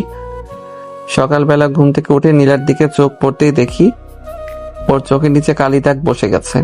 মনে হয় রাতে অনেক কান্না করছে। আমি ওর দিকে তাকিয়েও না তাকানোর ভান করে ওখান থেকে চলে যাই। অফিসে আসতে দেখি নেহা দাঁড়িয়ে আছে। তোমার জন্য অপেক্ষা করছিলাম। ও আচ্ছা, চল অফিসে যাই। নেহাকে নিয়ে অফিসে চলে যাই। আমি একটা জিনিস বুঝতে পারছি না, মেয়েটা আমাকে নিয়ে অত কেয়ার করে কেন? অফিসে এসে নিজের ডেস্কে এসে বসে আছি, তখন পিয়ন এসে বলল আজকে নাকি অফিস ছুটি দিয়ে দিয়েছে কারণ তার মেয়ের জন্মদিন। আমি বেশ একটা অবাক হলাম। আজকে যে নীলার জন্মদিন আমি নিজেও জানি না। মনে মনে ভেবে নিলাম নীলাকে অনেক কষ্ট দিয়েছি, ওকে এখন আপন করে মেনে নিব। পাগলিটাকে আমিও সত্যি যে অনেক ভালোবেসে ফেলেছি, তাই তো ওর কষ্টগুলো আর সহ্য করতে পারছি না। এটা ভেবে সবকিছু গুছিয়ে বাসায় যাওয়ার উদ্দেশ্যে রওনা দিচ্ছিলাম, তখনই সামনে নেহাত চলে আসে। এসে বলতে লাগলো, ওই আজকে তো অফিস বন্ধ, চলো না কোথাও গিয়ে ঘুরে আসি। না আসলে নেহা, আজকে আমার বাসায় অনেক একটা গুরুত্বপূর্ণ কাজ আছে, তাই আমি তোমার সাথে এখন কোথাও যেতে পারছি না। খেয়াল করলাম। এই কথা শোনার পরে নেহার মুখটা কালো হয়ে যায়। কাজটা কি আমার থেকেও প্রয়োজন? শুনি বুঝে না আমি ওকে কতটা ভালোবাসি। ওর এমন কি কাজ যে আমার সাথে যেতে পারবে না? নেহাকে কোনো রকম বুঝিয়ে ওখান থেকে চলে আসি। তখন আকাশকে কল করতেই আকাশ চলে আসে। আকাশকে সব কিছু খুলে বলতেই তখন ও বলে ওঠে, দেখ মামা, তুই তো নীলাকে অনেক কষ্ট দিয়েছিস, এখন ভাবছিস মেনে নিবি, তাই তুই এখন কি করতে যাচ্ছিস? তখন আকাশকে আমার স্নানের সবকিছু খুলে বলি। তাহলে বলছিস তুই আমাকে দিয়ে যে ফেক ডিভোর্স পেপারটা আনিয়েছিস ওটা তাহলে এসব ছিল? এরপরে আকাশ থেকে পেপারটা হাতে নিয়ে বাসায় চলে আসি। বাসায় এসে এটা ডিভোর্স পেপার উকিল সাহেব পাঠিয়েছে, এখন এটাতে দুইজনের সাইন করে দিলে তুমি মুক্ত হয়ে যাবে। কথাটা শুনে নীলার মুখটা ফ্যাকাশে হয়ে গেল। এই নাও, আমি সাইন করে দিছি, এখন তুমি সাইন করে দিলে হয়। কথাগুলো বলে আমি আকাশের কাছে চলে আসি, কারণ আজকে নীলার বার্থডেতে কিছু কিনতে হবে, আর ওর বাবা পুরো বাড়িটা সাজিয়ে রেখেছে ওর বার্থডেতে। একটু পর ফোনটা বেজে উঠলো। ফোনের দিকে তাকিয়ে দেখি স্যার ফোন করছে। হ্যালো। প্রিন্স, তুমি এখনই হাসপাতালে চলে এসো। কেন স্যার, কি হয়েছে? নীলা, বলুন না, নীলার কি হয়েছে? ও ঠিক আছে তো? জানি না মেয়েটা কেন এমন পাগলামো করলো। সকালে হঠাৎ বাসায় গিয়ে সোজা নিজের রুমে চলে গেল। আমি পেছন থেকে ডাকার পরও একটিবারও আমার কথা শুনলো না। পরে আমি ঘরে গিয়ে দেখি ও বিষ খেয়েছে। কথাটা শুনে আমার পায়ের নিচ থেকে যেন মাটি সরে গেল। তাই আর এক মুহূর্ত দেরি না করে তাড়াতাড়ি বেরিয়ে পড়লাম হাসপাতালের উদ্দেশ্যে। হাসপাতালে গিয়ে স্যারকে বললাম, স্যার নীলা কোথায়? আসলে পুরো কথাটা আর বলতে পারলাম না। এর মধ্যে ডাক্তার চলে এলো। আমি তাড়াতাড়ি ডাক্তারের কাছে গিয়ে জিজ্ঞেস করলাম, ডাক্তার ও ঠিক আছে তো? দেখুন, এত উত্তেজিত হয়েন না, উনি ঠিক আছে। একটু পর ওনাকে বেটে দেওয়া হবে। ডাক্তার, আমি কি ওর সাথে দেখা করতে পারি? যান, কিন্তু তারপর আমি ভেতরে গিয়ে দেখি নীলা ঘুমিয়ে আছে। ওকে দেখতে একদম বাচ্চাদের মতো লাগছে। আমি গিয়ে ওর মাথার কাছে বসে আছি। একটু পর নীলা আস্তে আস্তে চোখ খুললো। তারপর আমি তাকে বললাম, কি ব্যাপার, এমন পাগলামো কেন করছো তুমি? কি করব বলো? তোমাকে যদি না পাই তাহলে এই জীবন রেখে কি লাভ বলো? তোমার সাথে যে খারাপ ব্যবহার করেছি, এতে করে তুমি আমাকে কখনো মেনে নিতে পারবে না। কেন বাঁচালে আমাকে? আমি মরে গেলেই তো ভালো হতো। নীলার কথা শুনে ঠাস। তুমি আমাকে মারলে? বেশ করেছি, আমার বউকে আমি মারছি, আর একবার যদি মরার কথা মুখে আনো তাহলে আবার মারবো, বলে দিলাম। ভালোবেসে ফেলেছি গো তোমায়। এই কয়দিনে তোমায় অনেক বেশি ভালোবেসে ফেলেছি। কথাগুলো আমাকে জড়িয়ে ধরে কেঁদে কেঁদে বলতে লাগলো। আমিও তাকে জড়িয়ে ধরে কেঁদে কেঁদে বললাম, আসলে এটা কোনো দুঃখের কান্না নয়, এটা হচ্ছে আনন্দের কান্না। আমিও যে তোমায় অনেক ভালোবাসি। যেদিন তোমায় প্রথম দেখেছি সেদিন থেকে তোমায় ভালোবেসে ফেলছি। তাহলে ডিভোর্স পেপারে সই করলে কেন? ওটা তো ডিভোর্স পেপার ছিল না। তাহলে? তুমি ভুলে গেছো, আজ তোমার জন্মদিন। ওটাতে তোমার জন্মদিনের শুভেচ্ছা কার্ড ছিল, আর তুমি সেটাকে ডিভোর্স পেপার ভেবে সুইসাইড করতে গেছো। তবে রে দুষ্টু, দেখাচ্ছি তোমায় মজা। আরে আরে, কি করো? ডাক্তার তোমাকে নড়তে বারণ করছে। তারপর আমি রিয়াকে জড়িয়ে ধরে কপালে ভালোবাসার স্পর্শ এঁকে দিলাম। এর মধ্যে স্যার এসে, আমি কি আসতে পারি? না, এখন কারো আসা যাবে না। এই পাগলি, কি করো? ছাড়ো বলছি। স্যার দেখছে তো। দেখলে দেখুক, আমার স্বামীকে আমি জড়িয়ে ধরেছি। ওকে, থাকো তোমরা। 2 দিন পর নীলাকে নিয়ে বাসায় ফিরলাম। রাতে নীলাকে বললাম, আমি কি সোফায় শুবো? কি বললে তুমি? সোফায় শুতে চাও এখনো? দাঁড়াও তাহলে।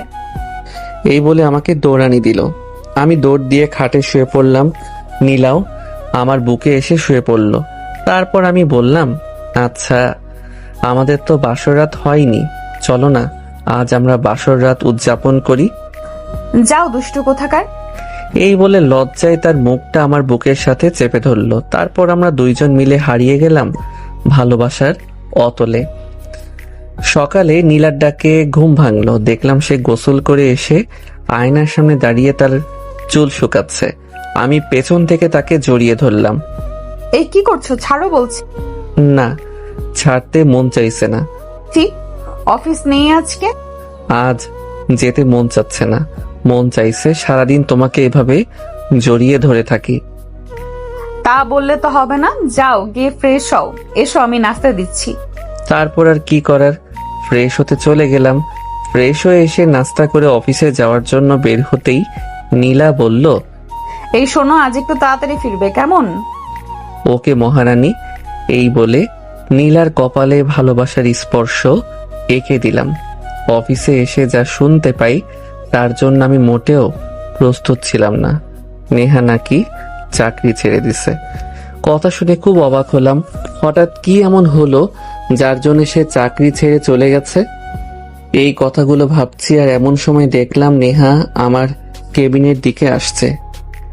যা শুনেছেন সত্যি শুনেছেন। এসবের মানে কি? হঠাৎ করে চাকরিটা ছেড়ে দিচ্ছ কেন? আপনার জন্য। আমার জন্য মানে? কি বলছো এসব তুমি? জানেন আমার বাবা কি? আমি কি করে তোমার বাবাকে চিনবো? আমি তো তাকে দেখিনি। আমার বাবা হচ্ছে এদেশের একজন সুনামধন্য ব্যবসায়ী। হ্যাঁ, তা শুনবো না কেন? তাছাড়া অফিসের একটা কাজে আমার সাথে তার ভালো পরিচয়ও আছে। তার মানে তুমি? হ্যাঁ, আপনি ঠিকই ধরেছেন, আমি তার একমাত্র মেয়ে। তাহলে তুমি এই অফিসে চাকরি করছো কেন? শুধু তোমার জন্য। আমার জন্য কেন? তুমি যেদিন প্রথম আমাদের অফিসে গিয়েছিলে সেদিনই আমি তোমাকে দেখি, এবং সেদিন প্রথম দেখাতেই তোমাকে আমার ভালো লাগে। আর এই ভালো লাগা থেকে আস্তে আস্তে তোমাকে ভালোবেসে ফেলি। শুধু তোমায় একটি নজর দেখার জন্যে, তোমার ভালোবাসার টানে এই অফিসে তোমার সহকারী পদে চাকরি করি। কিন্তু আমি জানতাম না যে আমার ভালোবাসার মানুষটি আগে থেকে অন্য কারো হয়ে আছে। যখন জানলাম তখন নিজেকে শেষ করে দিতে চেয়েছিলাম।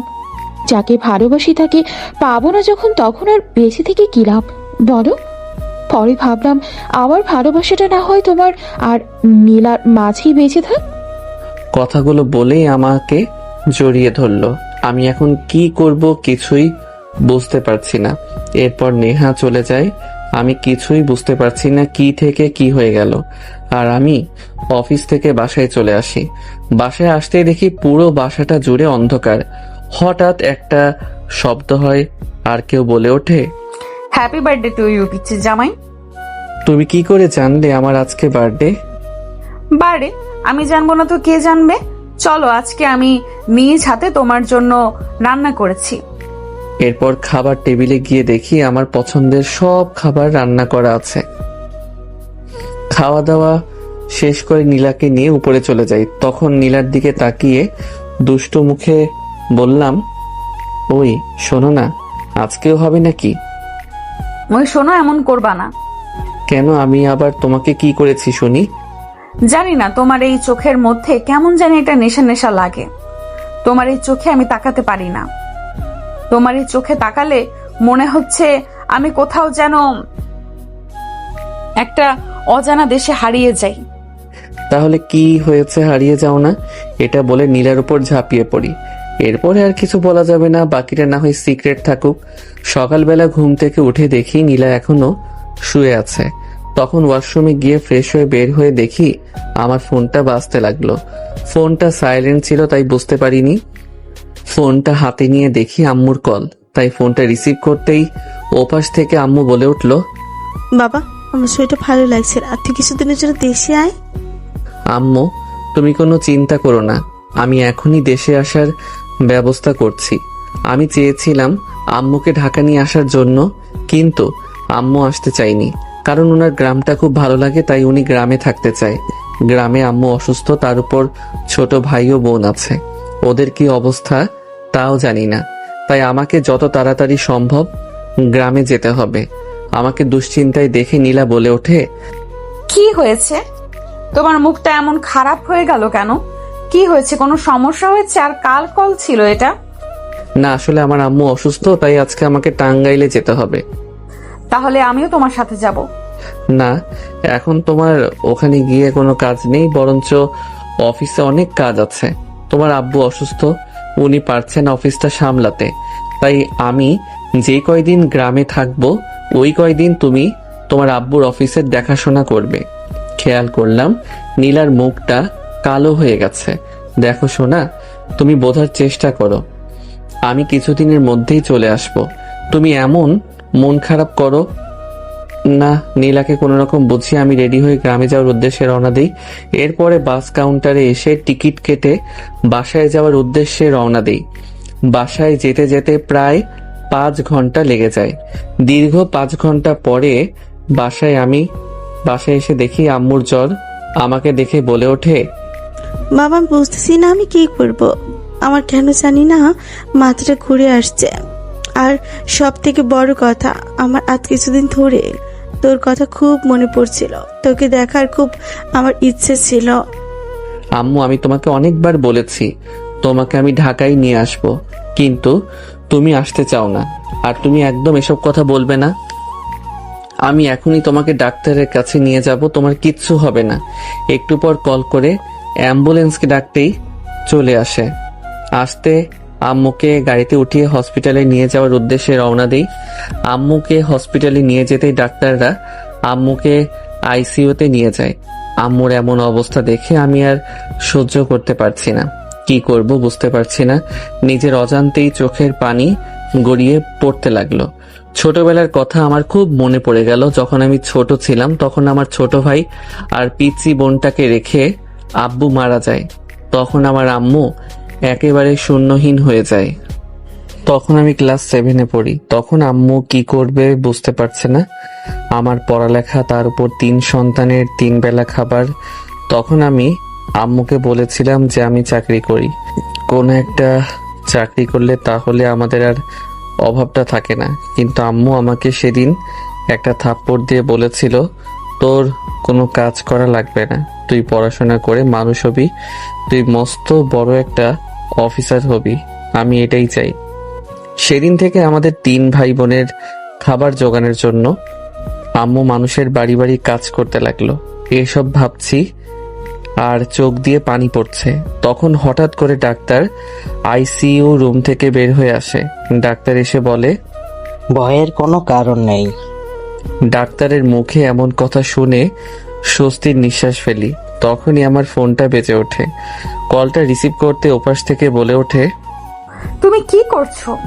আমার কেমন জানি না, মনটা খুব খারাপ লাগছে। আমার মনে হচ্ছে তুমি কেমন জানি একটা অসহায়ের মতো আছো। তাই আমার আর সহ্য হচ্ছিল না, তাই তোমাকে কল করেছি। তোমার আম্মুকে আমার খুব দেখতে ইচ্ছে করছে। আমি চাইছিলাম আগামীকালকে আমি চলে আসবো। দেখো, তোমার চিন্তা করার এখন প্রয়োজন নেই, আর তোমার এখন আশা লাগবে না। আম্মু আপাতত এখন সুস্থ আছে, ডাক্তার এসে পড়েছে, আম্মুর আর কোনো বিপদ নেই। নীলার সাথে আরো কিছুক্ষণ কথা বলে ফোনটা কেটে দেই। এরপর ঘন্টাখানেক পর আম্মুকে দেখতে যাই। আম্মুর কেবিনে গিয়ে আম্মুকে সুস্থ দেখে আমার যেন প্রাণ ফিরে পাই। তখন দৌড়ে আম্মুকে জড়িয়ে ধরে কান্না করতে থাকি। তখন আম্মু আমার এমন অবস্থা দেখে বলে ওঠে, এই পাগল ছেলে কেউ এভাবে কান্না করে? দেখ আমি ঠিক আছে, তুই কেন কান্না করছিস? বোকা ছেলে, তুই এখন বড় হয়ে গেছিস না? সব ছেলেই তার আম্মুর কাছে ছোট থাকে। কিছুক্ষণ পর ডাক্তার এসে বলল, আম্মুকে ঘুমের ইঞ্জেকশন দেওয়া লাগবে, কারণ আম্মু অনেক বছর ধরে ঠিকমতো ঘুমায়নি। এগুলো নাকি সব ঘুমের জন্য হয়েছে। আমি জানি আম্মু না ঘুমিয়েও আমাদের জন্য কাজ করেছে, তার ফলে আম্মুর আজকে এমন অবস্থা।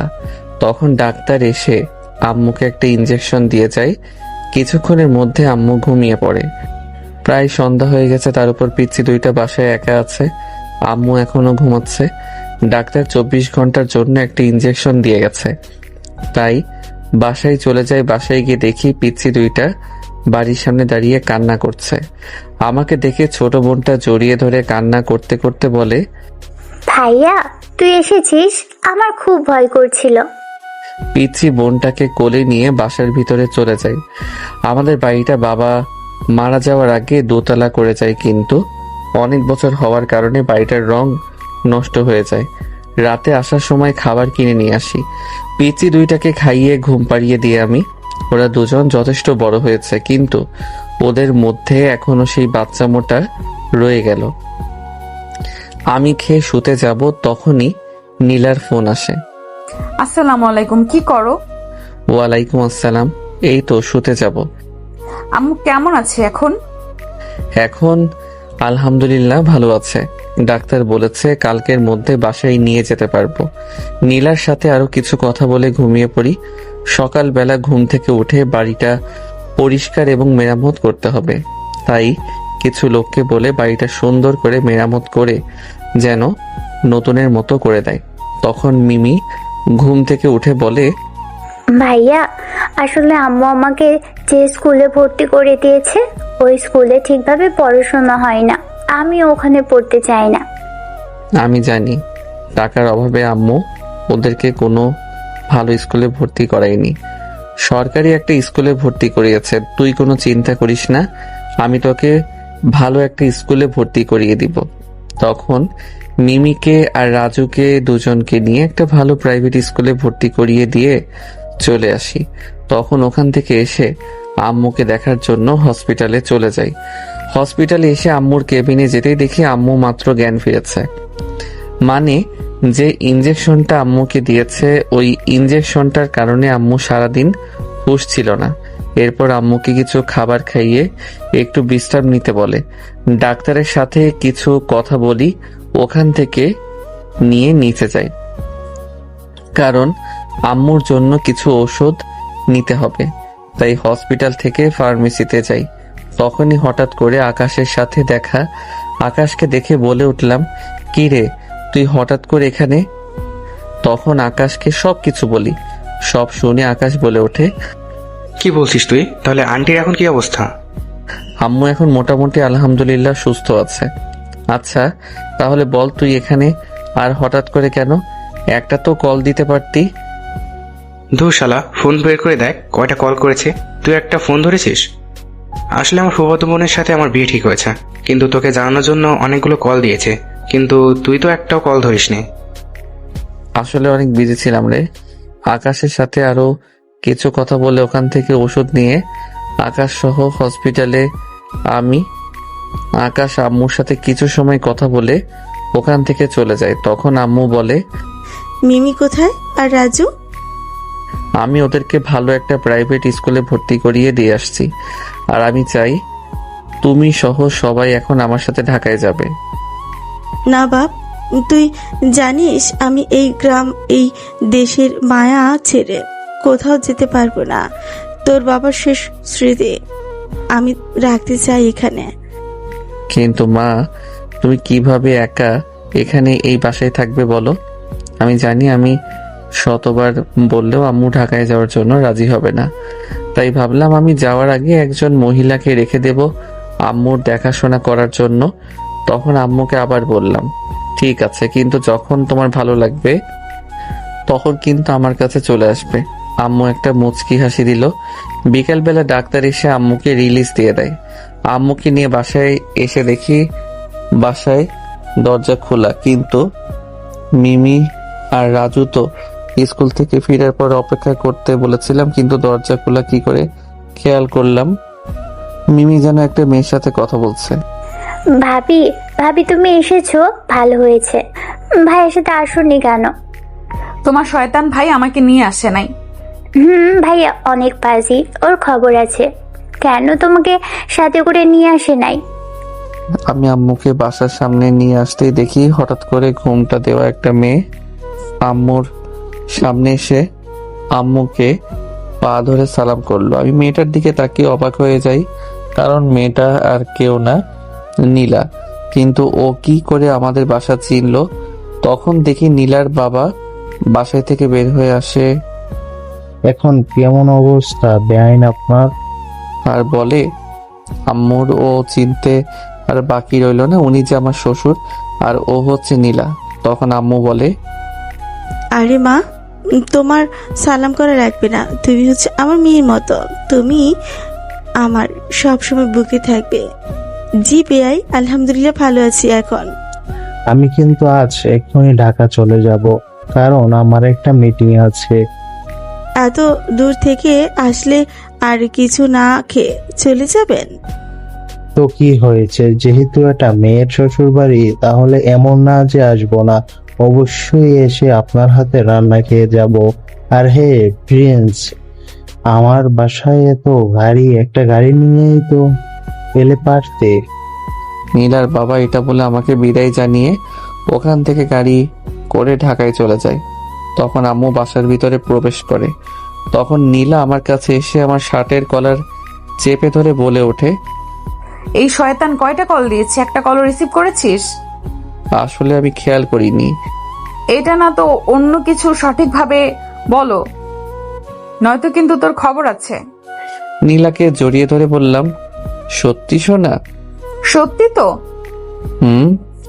সত্যি, 3 সত্যি। আচ্ছা চলো তাহলে। কোথায় যাব? আমার শ্বশুর বাড়ি। তোমার শ্বশুর বাড়ি কোথায়?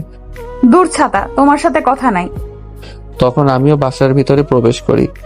বাসায় এসে খাওয়া দাওয়া করে নিজের রুমে গিয়ে দেখি নীলা মুখ কালো করে একপাশে বসে আছে। আমার ছাগলিটা কি রাগ করেছে? একদম কাছে আসবে না।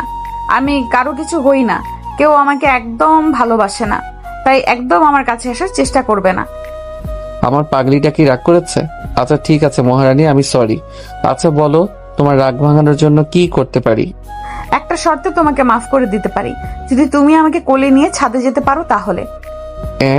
তুমি যে মোটা, তোমাকে আমি কোলে নিলে মনে হয় আমাকে আর কিছু বলতে না দিয়ে আমার বুকে চেপে ধরে আমার বুকে অনেকগুলো কিল ঘুষি মারতে মারতে বলতে লাগলো, তবে রে আমি মোটু না, তুই মোটু, শয়তান ফাজিল খচ্চর ছেলে কোথাকার।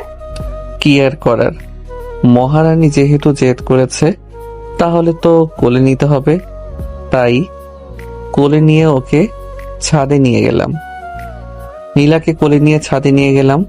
কোল থেকে নামিয়ে বললাম, মনে হচ্ছে একটা আটার বস্তা নিয়েছি। কি বললি তুই? আল্লাহ, শুনে ফেললো নাকি? কই, না না তো, আমি তো কিছু বলি নাই। আমি মনে হচ্ছে কিছু শুনেছি, তুমি আমাকে কিছু বলছো। আরে না, ধুর, দেখো চাঁদটা কি সুন্দর। কিন্তু জানো তো, আমার এই মায়াবতীটার মতো না। নীলা আমার এমন কথা শুনে লজ্জায় মুখ লুকালো। নীলার বুকে মাথা রেখে শুয়ে আছি। প্রিয় মানুষটার বুকে মাথা রেখে শোয়ার যে একটা প্রশান্তি পাওয়া যায়, সেই প্রশান্তিটা পৃথিবীর কোনো জিনিসের বুকে পাওয়া যায় না। এই শোনো, কি বলো? আমার না খুব খুব ভালো লাগে। ইয়েটা আবার কি? তুমি বোঝো না বুঝি? বুঝলে কি জিজ্ঞেস করতাম, বলো। আরে আমার লজ্জা লাগছে। ওরে আমার সিনিয়র লজ্জাবতী বউরে। যা শয়তান, এমন রোমান্টিক ভাবে কেউ বলে? আমার না মানে একটা বেবি লাগবে। কি সেটা আবার কি? আমি নিজেও তো একটা বাচ্চা। আসছে নিজেকে বাচ্চা দাবি করতে। শয়তান নিজেই তো কয়দিন পরে বাচ্চার বাবা হবে, আবার বাচ্চা হওয়ার দাবি করো, তাই না? আচ্ছা, একটা কিনে আনবো। বাচ্চা কিনবে মানে? বাচ্চা কি বাজারে পাওয়া যায় যে কিনবে? তাহলে কোথায় পাবো? আমি তো জানি না, কারণ আমি ছোট মানুষ। তুমি ছোট তাই কিছুই জানো না। দাঁড়াও, তোমাকে দেখাচ্ছি কিভাবে জানতে হয়। এই বলে নীলা আমার শার্টের কলার চেপে ধরে রুমে নিয়ে গেল। দরজা বন্ধ করে আমার সামনে এসে থাক। আর বেশি গভীর করে বলার প্রয়োজন নেই, কারণ বিবাহিত মানুষদের জন্য ইশারাই যথেষ্ট। বাকিটা না হয় আপনারা বুঝে নেন। সকালবেলা রেডি হচ্ছি, কারণ আজকে ঢাকায় যেতে হবে। আম্মুকে জড়িয়ে ধরে নীলা অনেক কান্না করেছে, কারণ এই কয়দিনের মধ্যে নীলা তার পুরনো দিনের মাকে খুঁজে পেয়েছে। যাওয়ার সময় আম্মু বলল, আমার মেয়েটার ঠিক মতো খেয়াল রাখবে, ওর যেন কোনো সমস্যা না শোনে। আর আমার যখন ভালো লাগবে আমি তোদের কাছে আসবো। মিমি আর রাজু মন খারাপ করে বসে আছে। ফিরে যাব দেখে ওদেরকে ঢাকায় নিয়ে যাব। যখন আম্মুর ঢাকায় যাওয়ার ইচ্ছা হবে তখন একসাথে সবাইকে নিয়ে যাব। এরপর সবাইকে বিদায় জানিয়ে ওখান থেকে ঢাকা যাওয়ার উদ্দেশ্যে রওনা দেই। নীলার বাবা আগে থেকে গাড়ি পাঠিয়ে রেখেছিল। বাসায় আসতে আসতে দুপুর হয়ে যায়, তাই খাওয়া দাওয়া করে একটু রেস্ট নেওয়ার জন্য শুয়ে রইলাম। কারণ শরীরটা খুব ক্লান্ত লাগছিল, তাই নীলা আর কিছু বলল না। নীলা নিচে চলে গেল। প্রায় ঘন্টাখানিক পরে হঠাৎ করে ফোনটা বেজে ওঠে। ফোনের শব্দ শুনে ঘুমটা ভেঙে যায়। ফোনটা হাতে নিয়ে দেখি আকাশ কল করেছে, তাই কলটা রিসিভ করতেই ওপাশ থেকে আকাশ বলে ওঠে, হ্যাঁ প্রিন্স, তুই এখন কোথায় আছিস? কেন রে? আমি তো কেবল ঢাকায় আসলাম, তুই কি এখনো গ্রামে? না, আমি গতকাল ঢাকায় এসেছি। তোকে বললাম না, আমার ফুফাতো বোনের সাথে আমার বিয়ে ঠিক হয়েছে, তাই আমরা বিয়েটা ঢাকায় করছি। তাই তোকে আর ভাবিকে আসতে হবে আজ সন্ধ্যায়। কিন্তু চুপ শালা, তোকে আসতে বলেছি, ব্যাস, আর কিছুই জানতে চাই না, ঠিক আছে? এই বলে কলটা কেটে দেয় আকাশ। সন্ধ্যাবেলা রেডি হচ্ছি, কারণ আকাশের সাটিতে যেতে হবে। আমি রেডি হয়ে নীলার জন্য অপেক্ষা করছি, কিন্তু মহারানীর এখনো আসার নামই নেই। আমি বুঝি না মেয়েরা এত সাজে কি করে। তখনই দেখে নীলা একটা গোলাপি রঙের শাড়ি পরে নিচে নামছে। নীলাকে দেখে যেন আমি চোখ ফেরাতে পারছি না। মনে হচ্ছে এক অপরূপ রমণী আমার সামনে আসছে। ওর ওই মায়াবী চোখে তাকিয়ে যেন কোনো অদৃশ্য রূপে হারিয়ে গেছি। তখনই নীলার ডাকে ঘোর কাটে। এই মিস্টার, এত সময় ধরে কি দেখেন? জানি না রমণী কি আছে তোমার ওই চোখে। যদি বারে বারে হারিয়ে যাই তোমার চোখের নেশায়, তাহলে বলো আমি কি করে ফেরাই, আর কি করি বা নিজেকে সামলাই। ধুর, কি বলো, আমার লজ্জা লাগে না? এই বলে নীলা মুখ লুকালো। আকাশের ঠিকানা মোতাবেক গাড়ি সেন্টারে এসে পৌঁছায়। গাড়ি সেন্টারে আসতে আকাশ এসে আমাদেরকে নিতে আসে। একটু পর আকাশ ওর মামাতো বোনের সাথে আমাদেরকে পরিচয় করিয়ে দিতে আমি অবাক হয়ে যাই। আমার থেকে বেশি অবাক নীলা হয়, কারণ আকাশের মামাতো বোন আর কেউ না, নীলার বেস্ট ফ্রেন্ড আফসানা। তখন আফসানা বলে ওঠে, নীলা তুই তুই এখানে এসেছিস? আমি তোকে কত কল করেছি, কত ফোন দিয়েছি, এবং কি আমি তোদের বাসায় পর্যন্ত গিয়েছি, কিন্তু তোকে পাইনি। আমি তো ভেবেছি আমার বিয়েতে তুই মনে হয় আর আসবিই না। আসলে আমার ফোনটা যাওয়ার সময় হারিয়ে গিয়েছিল, কিন্তু আমি বুঝিনি। তোর বিয়ে ঠিক হয়ে গেছে, কিন্তু তোর বিয়ে তো ঈশানের বেস্ট ফ্রেন্ডের সাথে ঠিক হয়েছে, আমি কখনো জানতে পারিনি। তার মানে আকাশ ভাইয়া হচ্ছে দুলা ভাইয়ের বেস্ট ফ্রেন্ড? দূর শয়তান মাইয়া, এখন কি তোর ভাইয়া আছে নাকি? এটা বলা মাত্র সবাই হেসে ওঠে। নীলা ওর বান্ধবীদের সাথে কথা বলছে, তাই আমি ওখান থেকে একটু দূরে এসে আকাশের সাথে কথা বলছি। তখনই আকাশের একটা ফোন আসে। ফোনটা রিসিভ করে আকাশ বলে ওঠে, দোস্ত তুই একটু এখানে ঘোরাঘুরি কর, আমাকে না একটু ওখানে যেতে হবে। এটা বলে আকাশ ওখান থেকে চলে যায়। শালা তুই কি বুঝবি যে সিনিয়র মেয়ে রোমান্টিক কি? তা তো আমি জানি। হঠাৎ করে দেখলাম কেউ আমাকে ডাক দেয়, সুরটা খুব চেনা চেনা লাগছিল, তাই আগ্রহ জেগে সামনে তাকাতেই দেখি আরে এটা তো নেহা। তখন ওর কাছে গিয়ে বলি, আরে নেহা তুমি এখানে? আসলে আফসানার বাবা হচ্ছে আমার বাবার বন্ধু, তাই আমাদের সবাইকে এখানে আসতে হয়েছে। তো বলো এখন কি করছো? কি আর করব, কিছুদিনের মধ্যে হয়তো অস্ট্রেলিয়া চলে যাব। কেন? জানো তো, তুমি প্রথম পুরুষ ছিলে যাকে আমি আমার জীবনের থেকেও বেশি ভালোবেসেছি। জানো প্রিন্স, তোমার মধ্যে এমন একটা মায়া আছে, সেই মায়াটা কেটে ওঠারও খুবই কষ্ট, বেদনাদায়ক। তখনই এটা বলে নেহা আমাকে জড়িয়ে ধরে কান্না করতে লাগে। আমি ওর কষ্টটা বুঝতে পারছি, তাই আমি নেহাকে সান্ত্বনা দেওয়ার চেষ্টা করছি। তখনই কোথা থেকে নীলা এসে আমাদেরকে এমন অবস্থায় দেখে। নীলা আর সহ্য করতে না পেরে ওয়েটার থেকে একটা হুইস্কির বোতল নিয়ে পুরো হুইস্কির বোতলটা খেতে লাগলো। আর আমি দৌড়ে গিয়ে নীলাকে ছোটানোর অনেক চেষ্টা করি, কিন্তু নীলা আমাকে একটা থাপ্পড় দিয়ে পুরো হুইস্কির বোতলটা শেষ করে দেয় আর মাতলামো করতে থাকে। তাই এসব দেখে আমি গাড়ি করে নীলাকে ওখান থেকে বাসায় নিয়ে যাই। তখন নীলা মাতাল অবস্থায় বলে, আমি কি এই অংশে কম বল? তুই আমাকে ছেড়ে অন্য মেয়েকে জড়িয়ে ধরিস, আমি কি দেখতে হট না? নীলা তুমি চুপ করো, আসলে নেহা আমাকে ভালোবাসতো। ও আচ্ছা, তাহলে আমি তোকে ভালোবাসি না, এই মেয়েটা তোর কাছে বেশি ঠিক আছে। যা, আমি তোদের জীবন থেকে সারা জীবনের জন্য চলে যাব। ঠাস ঠাস, আর একটা কথা বললে কিন্তু খবর আছে। নীলা নেশাগ্রস্ত অবস্থায় কান্না করতে করতে বলল, এই তুমি আমাকে মারলে? চুপ, একদম কান্না করবে না। একটা বার যদি যাওয়ার কথা বলো তো। কেন বলবো না? বলবো, 100 বার বলবো। এই বলছি। আমি আর নীলাকে কিছু বলতে না দিয়ে ওর দুই ঠোঁট নিজের দখলে করে নেই। এরপর যা হওয়ার তাই হলো। 1 বছর পর নীলা এখন প্রেগনেন্ট, তাই আম্মু ঢাকা চলে এসেছে। এই সময় নীলার দেখাশোনার খুবই প্রয়োজন। অফিসে এসে বসে আছি। আজকে কেন জানি না সারাদিন নীলার জন্য মনটা কেমন করছিল। অফিসে আসতে মন চাইনি ওকে ছেড়ে, তারপরও মনকে শক্ত করে অফিসে আসছি, কারণ নীলার বাবা এখন এই কোম্পানির একা সামলানো সম্ভব হচ্ছে না। অফিসে বসে ফাইলগুলো চেক করছিলাম, তখনই হঠাৎ করে ফোনটা বেজে ওঠে। ফোনটা রিসিভ করে ওপাশ থেকে বলে ওঠে, প্রিন্স বাবা, তুমি এক্ষুনি ঢাকা হসপিটালে চলে আসো, নীলার অবস্থা ভালো না। নীলার কথা শুনে আমার মনের মধ্যে যেন একটা পাহাড় ভেঙে গড়তে লাগলো। আমি যত তাড়াতাড়ি সম্ভব অফিস থেকে হসপিটালে রওনা দেই। হসপিটালের সামনে আসতে দেখি নীলার বাবা আর আমার আম্মু বসে আছে মাথায় হাত দিয়ে।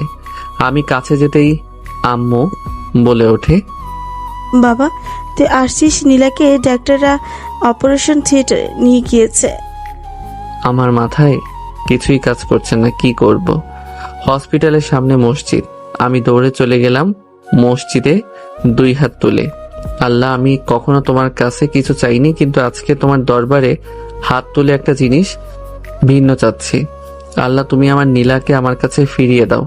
আমার সন্তানকে এই দুনিয়ার মুখ দেখার সেই তৌফিকটা তুমি করে দাও আল্লাহ। এটা বলে আল্লাহ তাআলার কাছে কান্না করতে লাগলাম।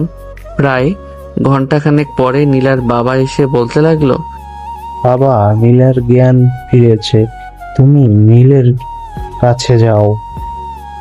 এই কথা শোনার পরে আমি ছুটে যাই নীলের কাছে।